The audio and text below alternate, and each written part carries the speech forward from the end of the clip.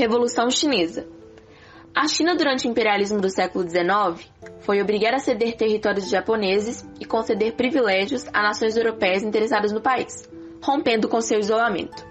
Era governada pela dinastia Manchu, que colaborava com os dominadores estrangeiros e mantinha a população em um regime de produção arcaico.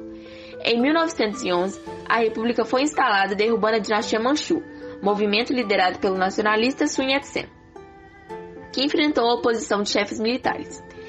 Ele aproximou-se da Rússia e obteve apoio dos comunistas para lutar contra os governadores militares nas províncias que eram a base de sustentação da monarquia chinesa. Os conflitos duraram 10 anos, e em 1921, Sun Yat-sen foi eleito presidente, e mesmo pretendendo unificar o país, só o conseguiu no sul. No mesmo ano, Mao Tse-tung fundou o Partido Comunista Chinês. Em 1925, com a morte de Sun, um militar o substituiu na liderança do Kuomintang, Partido Nacionalista. Chiang Kai-shek, que se lançou numa empreitada militar para unificar a China, aliando-se aos comunistas.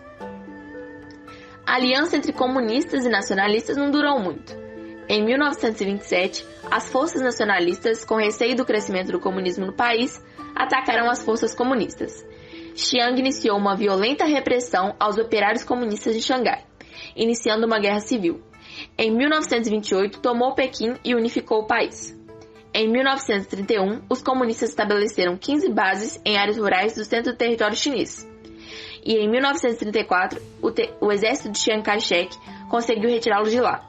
Liderados por Mao Tse-tung, cerca de 90 mil seguidores partiram em direção ao norte. Sem encontrar resistência armada, os revolucionários comunistas organizaram uma República Vermelha. Em 1937, os grupos rivais, nacionalistas e comunistas, se uniram contra o Japão, que havia invadido o país. A união durou até a derrota dos japoneses, com o fim da Segunda Guerra, em 1945, quando o Japão perdeu o domínio dos territórios que havia conquistado no Oriente. Com a retirada japonesa, os conflitos internos retomaram. Os comunistas receberam apoio da União Soviética e os nacionalistas dos Estados Unidos. Os comunistas contavam também com o apoio da maioria da população rural chinesa. E no dia 1º de outubro de 1949, os comunistas tomaram Pequim e proclamaram a República Popular da China. Chiang Kai-shek, então chefe de governo chinês, fugiu para Taiwan e instalou a República da China, contando com apoio norte-americano. Receando que a Revolução Comunista se espalhasse pela Ásia, trazendo instabilidade ao continente, o governo norte-americano preferiu não reconhecer a República Popular da China e decidiu reconhecer o governo de Taiwan, a República Nacionalista, como único representante do povo chinês. E dessa ação diplomática a favor de Chiang, iniciou-se em Taiwan uma importante base estratégico-militar norte-americana. Após a Guerra Civil e invasão japonesa haviam arrasado a China agrária. Mao e seus seguidores reproduziram os passos soviéticos para a implementação do comunismo, com a planificação da economia e o poder centralizado na mão do Partido Comunista.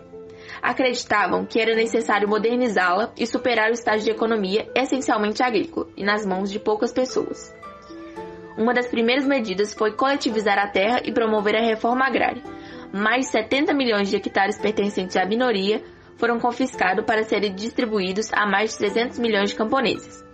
Estes foram agrupados em cooperativas agrícolas e recebiam ajuda da União Soviética, fundamental para que se pudesse pensar em modernização agrícola. Priorizou-se a industrialização e deu ênfase à sua maior indústria.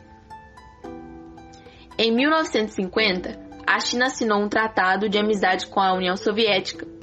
Nesse mesmo ano, as tropas do Exército Vermelho Chinês invadiram o Tibete, que apesar da resistência de seu povo foi anexado como província chinesa. No mesmo ano, soldados chineses foram enviados para lutar ao lado dos norte-coreanos, na Guerra da Coreia, 1950 a 1953, sendo este o primeiro embate mundial entre Estados Unidos e União Soviética pela hegemonia mundial.